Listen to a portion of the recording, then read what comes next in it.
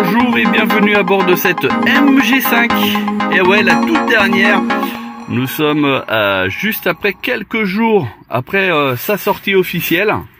Et donc, on va la mettre en route. Voilà, donc la présentation, regardez comment ça se présente.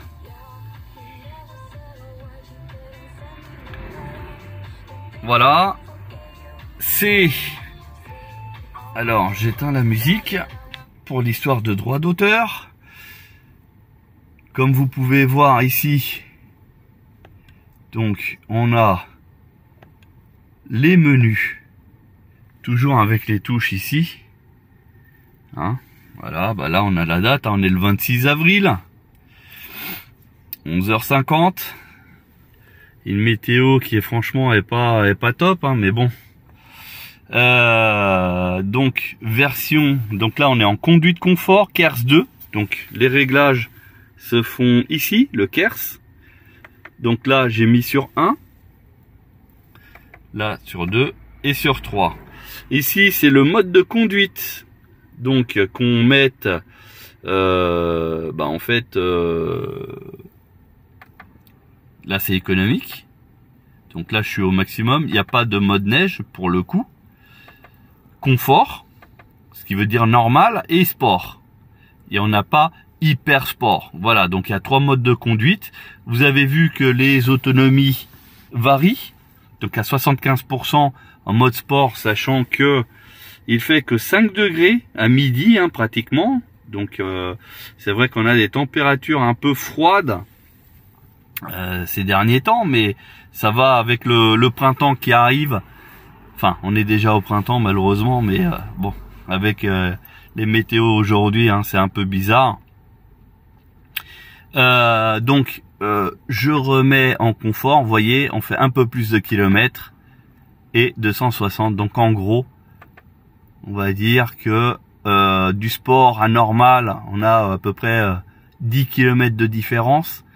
Et après du confort à éco, on a à peu près 20 km de différence, pardon. Voilà. Bon, pour ma part, l'essai il sera en confort pour être sûr que de connaître l'autonomie du véhicule. Ici, alors, ah oui, non, c'est là. Vous voyez des petits points, en fait, ça veut dire qu'il y a des menus. Tac. Donc là, c'est le parcours d'aujourd'hui. Depuis que la batterie elle a été chargée, ça fait 1h30. Et 73 km, vous rajoutez sur les 248, et vous avez l'autonomie. Et donc, après, le menu d'en dessous, c'est en fait, quand est-ce que le moteur est sollicité. Et s'il va du moteur vers... de la batterie pardon vers le moteur ou l'inverse, c'est-à-dire que si ça part de là à là-bas, ça veut dire que vous êtes en train de gaspiller l'énergie entre guillemets, et quand c'est dans l'autre sens du moteur vers la batterie, vous aurez compris que vous la rechargez. Au niveau de la pression, en fait c'est simple, on est sur 2,5 bars.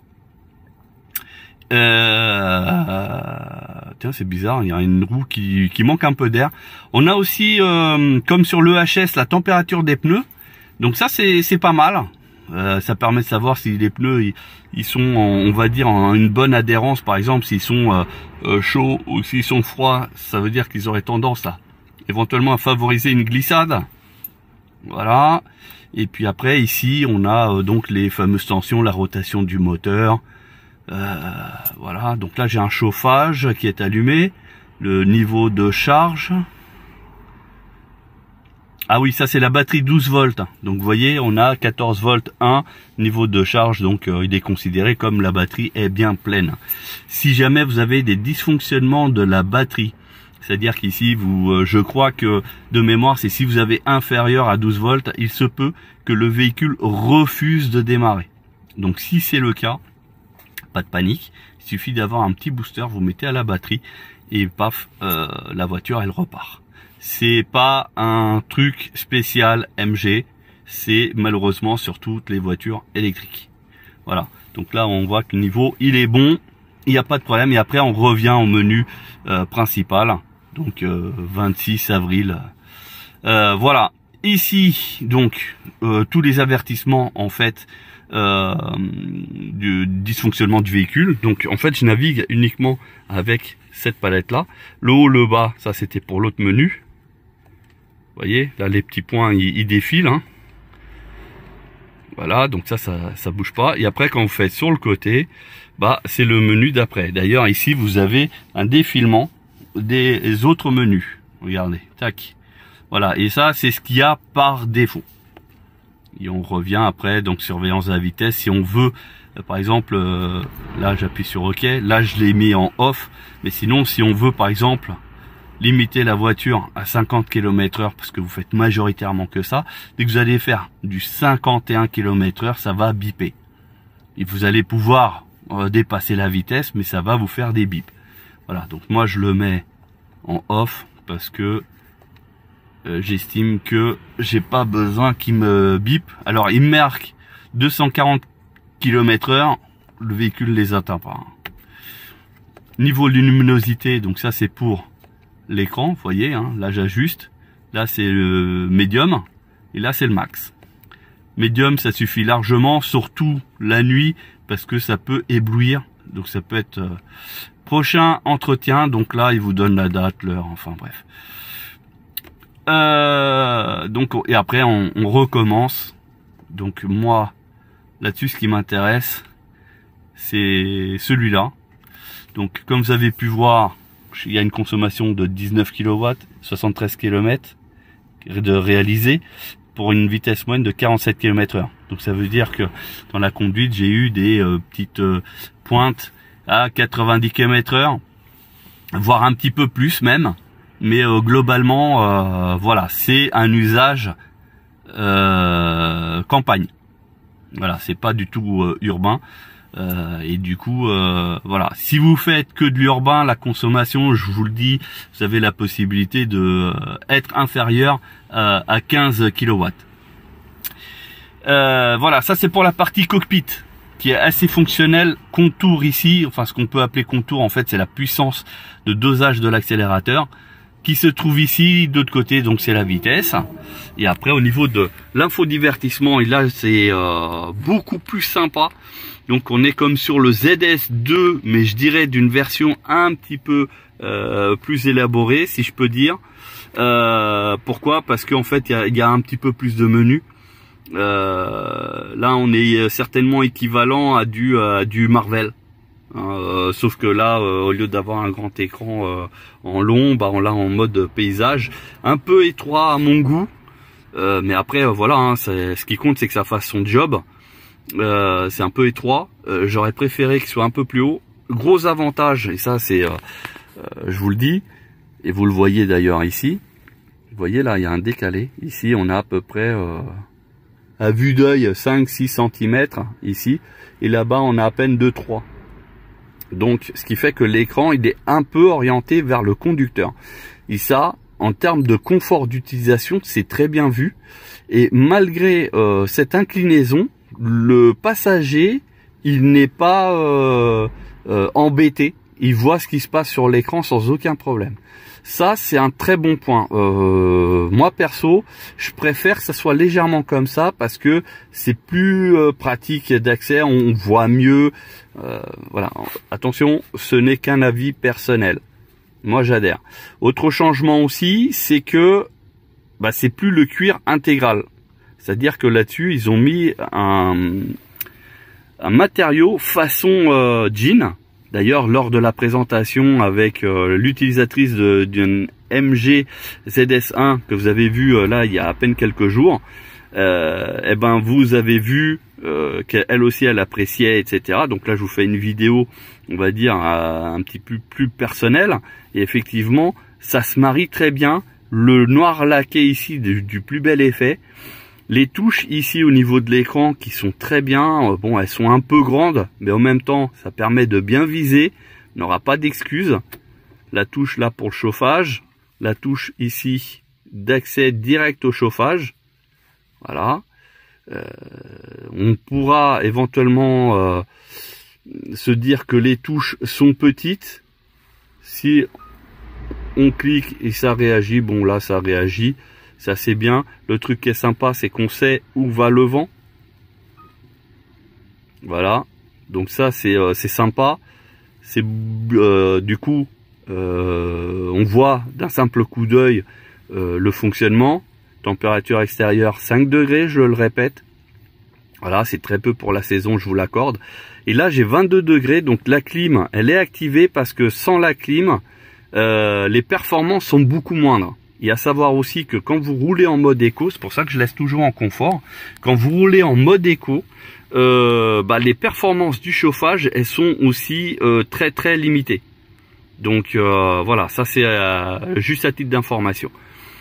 Voilà, donc ici maison, j'appuie, ça fonctionne. C'est toujours pas aussi réactif comme certains le voudraient, mais je trouve qu'il y a une amélioration par rapport aux autres véhicules. Je le constate, ça a l'air de fonctionner. Changement ici, on a ce menu de chargement et franchement ça c'est pas mal. Donc on a chargement et déchargement, donc ça doit être certainement pour brancher peut-être, je dis bien peut-être, la prise V2L ou un câble qui permet d'alimenter la maison en cas de coupure d'électricité. Donc à voir directement sur le site MG, mais il me semble avoir vu qu'il y avait la possibilité que la voiture devienne un générateur pour alimenter autre chose. Voilà, donc et après vous avez un bouton ici, commencer la décharge. Automatiquement, si vous déchargez, ça va enlever de l'autonomie de la voiture, hein. Donc voilà. Ici pour la charge, on a un cadenas, donc ce qui permet à tout moment, si vous êtes en train de charger, à tout moment vous appuyez sur le cadenas et vous libérez en fait la prise pour pouvoir la débrancher. Et bien sûr, les conseillers de rouler entre 20 et 80% de la batterie.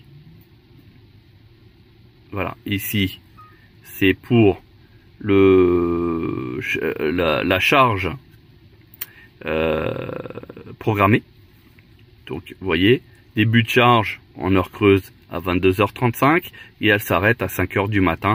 C'est la période de super creux au niveau des coups, et du coup ça va même si vous l'avez branché à 7h du soir par exemple, elle se mettra vraiment à charger qu'à 22h35.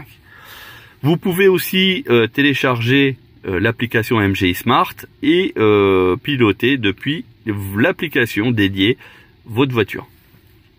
Ça c'est la petite info. Pour le reste, musique Bluetooth, la radio, etc., ça change pas. Petite info pour le réglage du son. Ici, mon réglage à moi.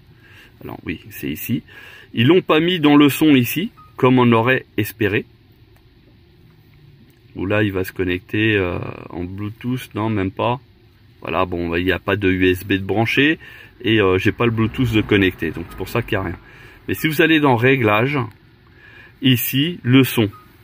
Et vous avez des réglages qui sont proposés. Et si vous regardez bien, vous avez les alertes du véhicule, le GPS, les médias, donc par rapport au reste, le téléphone, la puissance du téléphone, ainsi de suite. Vous pouvez régler comme vous voulez. L'intensité sonore, on peut la majorer de façon haute, moyenne, et ça c'est suivant la vitesse que vous roulez. Si je dis pas de bêtises, quand vous allez rouler de plus en plus vite, le son va s'ajuster pour éviter que vous ayez à l'augmenter. Il était réglé sur haut. Bon, je ferai un essai pour savoir si c'est vraiment disproportionné, parce que ça reste une voiture électrique qui fait moins de bruit, donc logiquement il n'y a pas besoin. Au niveau des réglages, perso, moi j'ai réglé comme ça. Il y en a de très bonnes basses et des aigus. Voilà, le son pour moi, il est pas trop mal équilibré. Après, il y a des réglages bien sûr classiques, pop, etc. Enfin bref, vous pouvez aussi l'arrêter et mettre tout en neutre, ça sera tout en neutre. Mais pour moi, le réglage pour avoir quand même des basses, enfin un bon rendu sonore, c'est mon réglage. Vous pouvez le copier, l'essayer. Ici, c'est les graves, là c'est les médiums et là c'est les aigus. Voilà, c'est ce qu'il faut savoir. Donc vous pouvez plus ou moins ajuster. Donc scène sonore, c'est normalement le fader et balance. Voilà, c'est ça. C'est-à-dire que le point là, il dit que les 4 haut-parleurs diffusent la même puissance. Si vous le déplacez par exemple là vers l'avant gauche, donc côté conducteur, ça veut dire que les haut-parleurs arrière vont être un peu plus forts que celui avant droite, et celui avant gauche, lui, il sera beaucoup plus faible. Voilà, c'est histoire de faire en sorte comme si vous étiez en plein centre du son. Voilà, bon, moi je laisse ça par défaut. Voilà. Sinon après les autres réglages, hein, c'est ici. Là vous avez pas mal de petites choses. Donc on est toujours 26. Là on est sur le système Bluetooth. Donc voilà. Il y a eu pas mal de téléphones de connectés. Donc le son, on y était. Système, donc ça c'est les versions mises à jour, etc. L'USB, donc il n'y a rien. Et connectivité du véhicule, donc c'est lui en fait de mémoire, il devient un modem pour partage d'internet. Donc pour ça, et de mémoire, il faut que votre téléphone il soit connecté en USB sur le véhicule, et en fait il va partager indirectement votre internet de votre téléphone. Voilà, la vision 360. Comme vous pouvez le voir, on a ici une vision qui malheureusement n'a pas été améliorée par rapport à l'EHS et au ZS. Et c'est ce que je déplore, parce que c'est bien dommage. On sort un nouveau véhicule, ils auraient pu mettre des caméras de meilleure qualité. Je suis d'accord. Cependant, elles font leur job. Il n'y a pas de problème. On peut sélectionner les différentes prises de vue, comme vous pouvez voir. Il n'y a pas de... Enfin, ça fonctionne. J'aurais préféré que ça soit l'inverse. Ça, ici, ça soit plus grand. Et ici, plus petit. Parce que pour le coup, il n'y a pas besoin d'avoir une grande image. Mais bon, ça, c'est à titre d'information. La version 3D. Voilà, pour ceux qui veulent de la 3D, absolument. Bah, je vous la montre. Franchement, c'est pas super top. Ça déforme les vues. Bah, d'ailleurs, si on fait ça, ça donne l'impression que la Mini derrière, elle est plus grande que la MG5. Pour nous, c'est du gadget. Ici, réglage. Donc, je vous conseille de toujours mettre statique et dynamique. Pourquoi? Parce que quand vous allez, regardez, quand vous allez tourner le volant, vous avez les lignes qui vous disent vers où vous dirigez. Et les autres, c'est pour la distance de l'obstacle. Voilà. Donc là, vous voyez, moi, je vous le conseille. Parce que si vous laissez que l'un ou l'autre, vous n'aurez pas les deux. Voilà, pour la caméra de recul, c'est fait. On n'a pas de touche d'accès direct comme sur le HS. Ce qui est dommage. Ça aurait pu être sympa. Mais bon, après, du moment que vous mettez la marche arrière, regardez, je vais simuler. Donc là, on est en mode normal. Je mets la marche arrière. Regardez, tac, il s'est allumé. L'écran, il a basculé en marche arrière. Là, je manœuvre. Je fais ma petite marche arrière, comme vous pouvez voir. Je m'approche.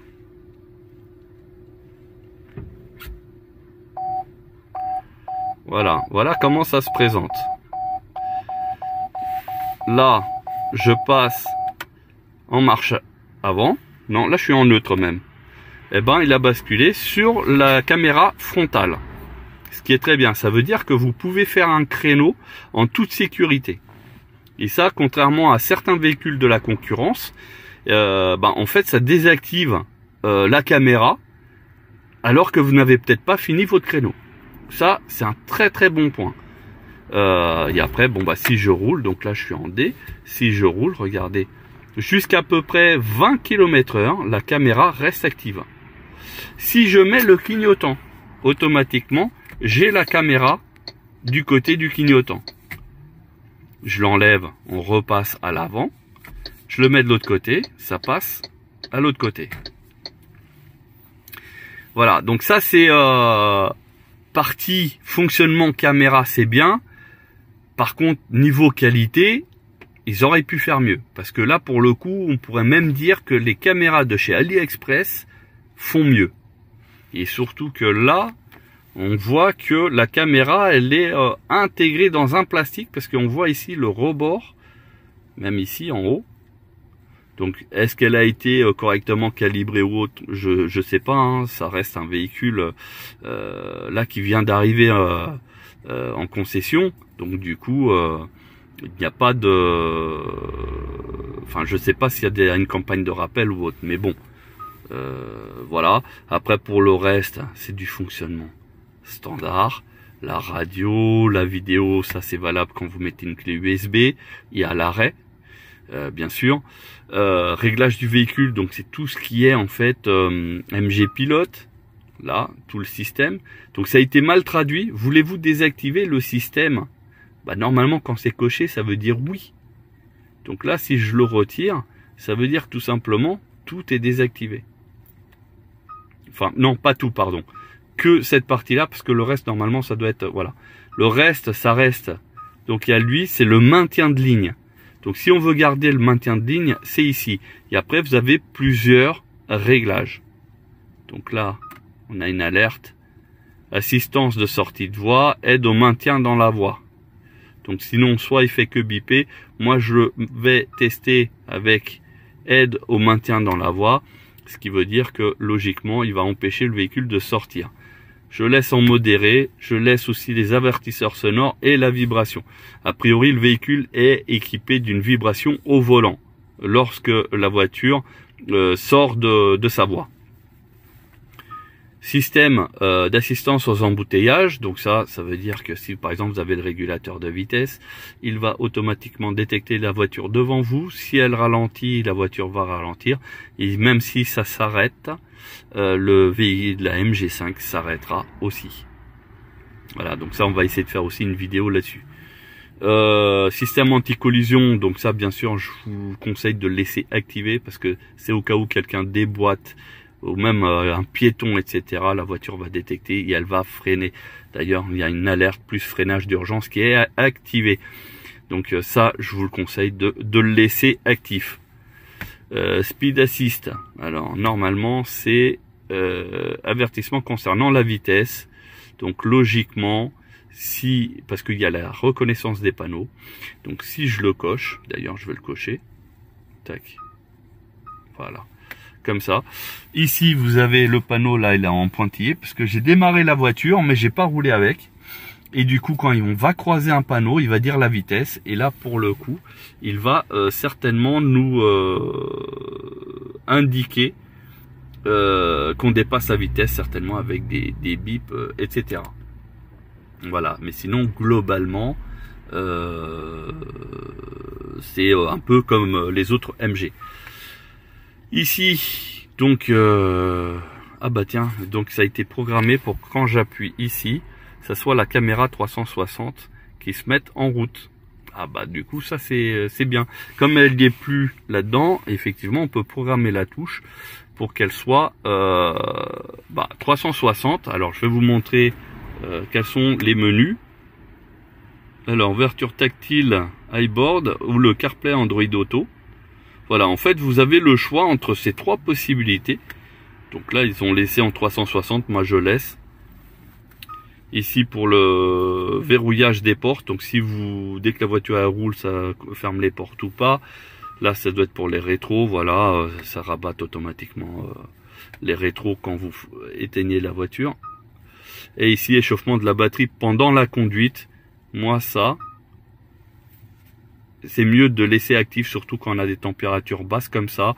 Ça évite à ce que la batterie, en fait, elle se vide plus rapidement. Niveau lumière, suivi maison, donc c'est le Follow Me. Ça veut dire que la nuit, quand vous éteignez la voiture, vous avez une fonction qui permet d'éclairer. Et ici, vous avez un menu qui permet toutes les 30 secondes. Donc soit 30 secondes, soit une minute, ou soit une minute et demie. Voilà, vous sélectionnez. En général, les gens ils laissent sur 60 secondes. Même si ça reste trop éclairé, de toute manière, ça finit par s'éteindre. Dans le cas où vous cherchez votre voiture, il y a un bug quand même au niveau de l'écran, hein, on dirait. Réponse de ma voiture, c'est vous l'activez. Et à ce moment-là, vous pouvez choisir. Normalement, c'est soit clignotant, donc la voiture elle va se mettre à clignoter, ou soit clignotant plus klaxon. Donc ça c'est pratique, notamment quand vous êtes dans les énormes parkings, notamment là cet été, si vous allez à la mer, etc., et qu'il y a beaucoup de véhicules, ça vous permet éventuellement de la retrouver plus ou moins suivant le secteur. Voilà, donc bon, à prendre ou à laisser, moi je laisse comme c'était, je ne bouge pas. Voilà, donc ça c'était le réglage, comme vous avez pu voir, voiture, ici.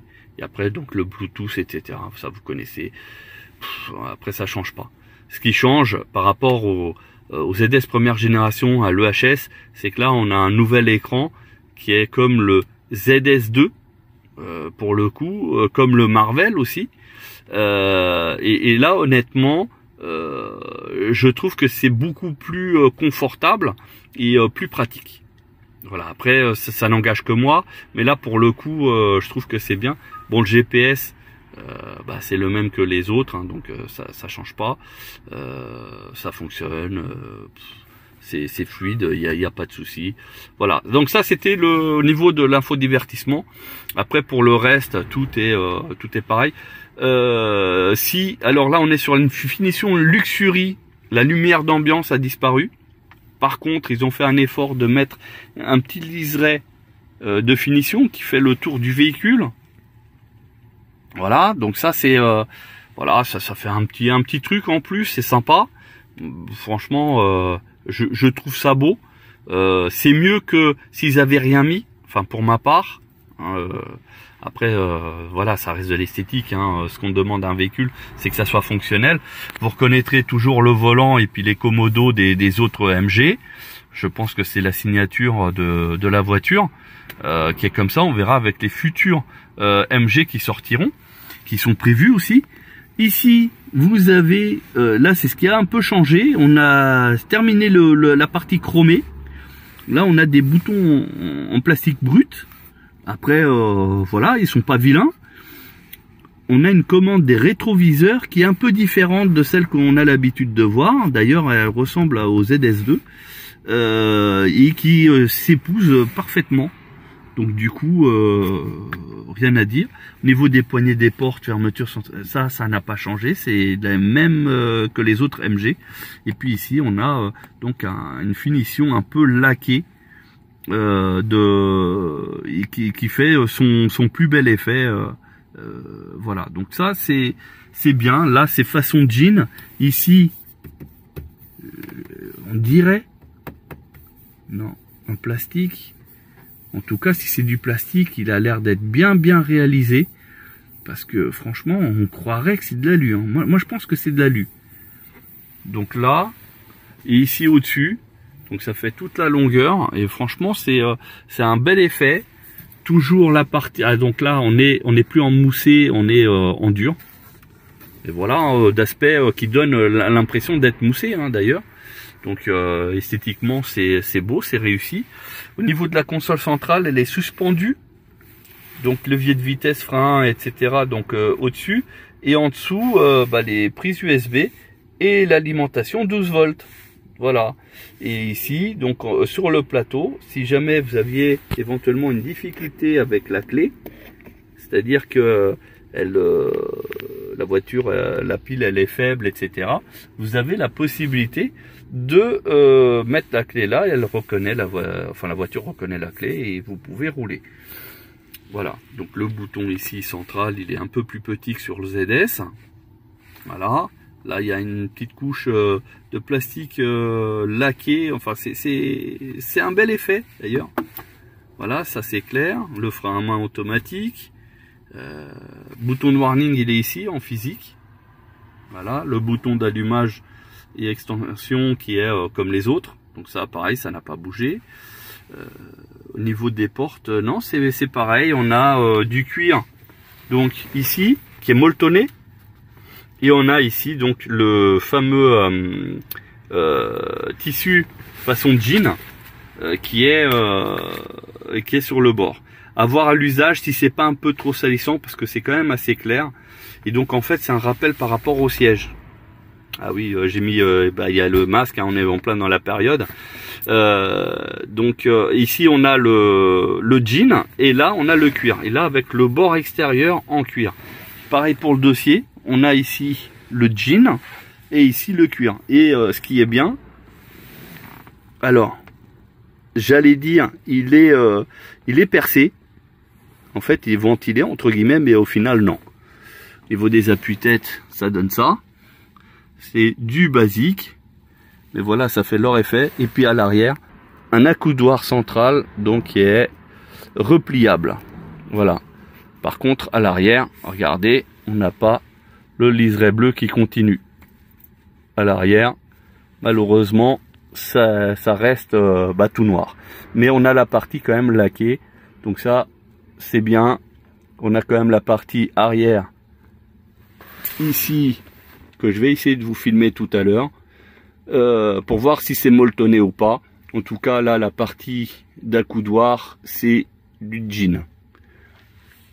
Voilà, au niveau des éclairages on les a avec les poignées au niveau de l'arrière, donc il n'y en a pas au niveau central, et puis à l'avant, donc ça n'a pas bougé, ça reste toujours avec les mêmes boutons qu'on connaît déjà sur les anciennes versions. On va passer maintenant aux places arrière. Alors, au niveau des places arrière, on ouvre. Donc, ah non, ce n'est pas molletonné. Par contre, ils ont fait un effort pour faire une différence, donc pour que ça soit comme à l'avant.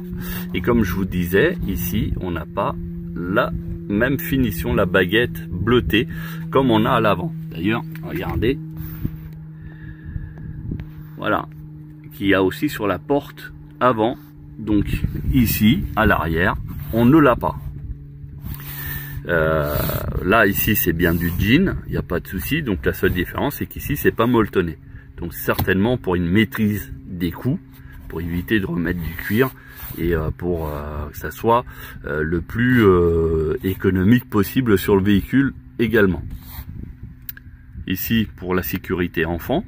Donc au niveau d'ouverture des portes, vous mettez de ce côté-là et ça veut dire que vous êtes obligé d'ouvrir les portes par l'extérieur. À l'intérieur, au niveau du bouton lève-vitre, c'est uniquement pour les vitres, c'est tout. Ça veut dire que l'enfant ici, s'il veut baisser ou monter, il pourra pas. Au niveau de l'arrière, donc, on a un espace suffisamment intéressant. Donc comme je vous disais, on a les 3 appuis-têtes et on a aussi un accoudoir central, voilà, qui donne ça. On n'a pas de trappe à ski, voilà, c'est complètement fermé, il n'y a pas d'ouverture autre, donc il n'y a pas de trappe à ski, ce qui est dommage. Mais bon, on va pas trop en demander non plus. On a ici 2 portes-gobelets, ça nous change un peu aux autres versions qu'on a l'habitude de voir, où des fois on a un petit cache autre. Donc on a une très bonne assise, c'est bien molletonné, ça a l'air confortable. Ici, une petite pochette pour mettre les petites choses comme sur toutes les voitures traditionnelles. Au niveau du cuir, on a les surpiqûres en bleu qui reprennent en fait les chromes bleus. Je me mets à l'intérieur, je ferme. Alors ici, on a quoi? Si, on a 2 prises USB en bas. Donc une USB classique et un USB-C du côté droit, un léger petit vide poche ici, voilà, donc ça évite par exemple de laisser traîner le téléphone portable s'il est en train de charger par exemple. Voilà, ici, donc ça c'est l'accoudoir pour l'avant, mais a priori il n'est pas réglable. Au niveau des éclairages, on a ici au niveau des poignées, voilà les éclairages, donc vous appuyez un coup, regardez, et là c'est éclairé. Bon, c'est pas du LED, mais au moins ça éclaire. Voilà, donc à l'avant ça se présente comme ça, comme les autres MG au final, hein. Et puis ici à l'arrière, de l'autre côté, donc ça se présente comme ça aussi. Voilà, donc très bonne finition, très bonne qualité, franchement c'est très bien, hein. Au niveau de l'arrière, franchement on n'a pas à se plaindre. Je vais essayer de me mettre bien, regardez, au niveau de mes genoux, Regardez, j'ai de la place. J'ai à peu près, il y a à savoir que regardez le dossier, hein, il est ici, il est à ce niveau-là. Donc on a facile 10 cm après le montant. Parce que moi, comme j'ai reculé le siège pour filmer confortablement, etc. Donc du coup, j'ai quand même pas mal reculé le siège. J'ai regardé, j'ai encore de l'espace. Donc pour tout ce qui est grande taille, c'est bon. Par contre, pour des sièges auto, alors si vous avez des petits sièges auto, je dirais qu'il y en a 3 qui peuvent rentrer. Il n'y a pas de souci, c'est de l'isofix. Donc pour le coup, ça sera assez simple. Mais si vous avez des sièges qui sont imposants, qui sont très grands, j'ai bien peur que au niveau fonctionnement, on puisse en mettre que 2. Et la place au milieu, à mon avis, ça sera juste pour un enfant sur un rehausseur et encore. Mais après, c'est à vous de tester suivant les sièges que vous avez. Mais logiquement, 3 sièges auto, on va dire traditionnels, qui sont pas super larges, rentrent normalement, je pense, sans difficulté. Hein. Moi, j'ai 6 enfants, je suis un petit peu calé là-dessus, malheureusement. Voilà. Là, d'ailleurs, comme je vous disais, hein, le siège, vous voyez, il est hyper reculé. Hein. J'étais à l'intérieur, hein. Donc voilà. Ça c'est assez bien parce que le siège passager du coup il est plus, on va dire, mieux réglé et vous voyez la différence. Moi je suis un adulte, je fais 1m76 et je rentre dedans. La partie du coffre maintenant. Alors la partie du coffre, c'est très simple, on est sur un coffre qui est dans une norme un peu plus grande qu'une berline, hein, il faut le reconnaître, qui n'est pas petit. Moi je pensais qu'il serait plus petit, mais au final non, parce que en fait il y a un autre étage.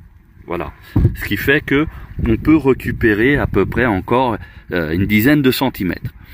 Comme on l'avait vu avec l'utilisatrice de la MG Z1, il y a possibilité de retirer cette partie en polystyrène. Donc vous dévissez ici et vous pouvez ressortir donc tout ce polystyrène, même les à côté, ce qui fait qu'au final vous récupérez encore plus de chargement si vraiment vous aviez besoin, par exemple pour les vacances. Il faut savoir que toutes les MG n'ont pas de roue de secours. Vous avez automatiquement un kit de réparation. Donc ça c'est le produit qui permet d'injecter pour, on va dire, boucher le trou, et là vous avez le gonfleur. Voilà, et ça c'est sur toutes les MG, c'est même généralisé à toutes les marques, c'est devenu comme ça.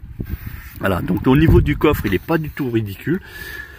Vous pouvez emmener, partir en vacances avec ce genre de véhicule, il n'y a pas de souci, sauf si vous avez une femme un peu comme la mienne qui emmène beaucoup de on ne sait jamais.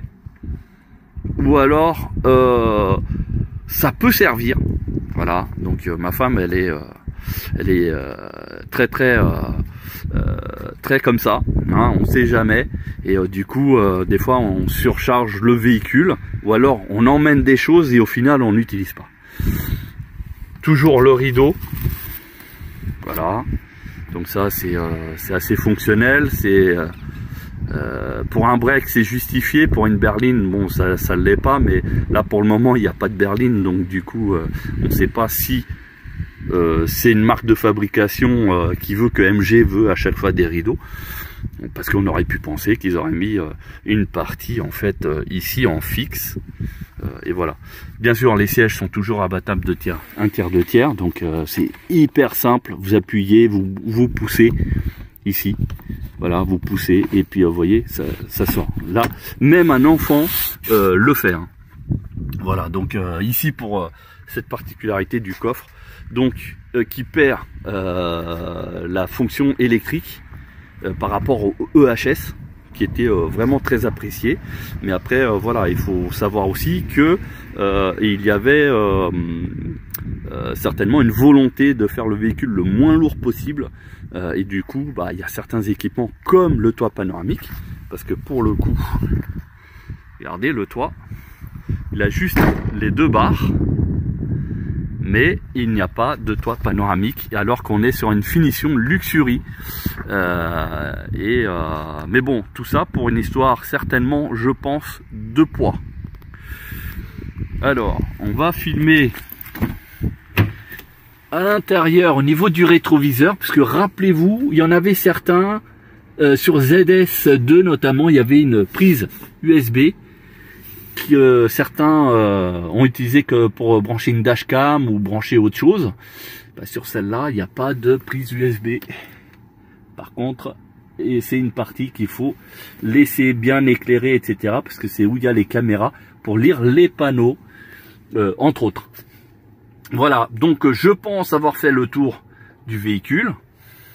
Comme vous pouvez voir, c'est pour moi une réussite. Bah, déjà parce que c'est la première break électrique abordable à tous. Alors sur cette MG5 Luxury, on est sur de la vraie jante alu. Et ouais, on n'a pas d'enjoliveur comme on a sur le ZS2. Donc ça, c'est bien vu. Les jantes, elles sont pas vilaines. Voilà, la voiture elle est chaussée en Michelin d'origine. Et la taille c'est du 215/50 par 17. Voilà, donc en termes de confort, on perdra certainement un petit peu par rapport au SUV, ce qui est normal parce que le pneu il est moins haut. Et on va certainement gagner aussi un peu en tenue de route. Voilà, donc ça c'était la petite aparté sur les roues donc de cette MG5 sur la version Luxury. Donc elles sont comme ça, elles sont pas mal en deux couleurs, ça rend assez bien. Désolé pour la saleté, mais voilà, on est en période fin hiver, ouais, on est plutôt même au printemps, mais bon, voilà, les conditions météo elles sont pas super top, météo déglinguée, mais voilà, on a aussi des freins à disque à l'arrière pour ceux qui se posaient la question. Voilà.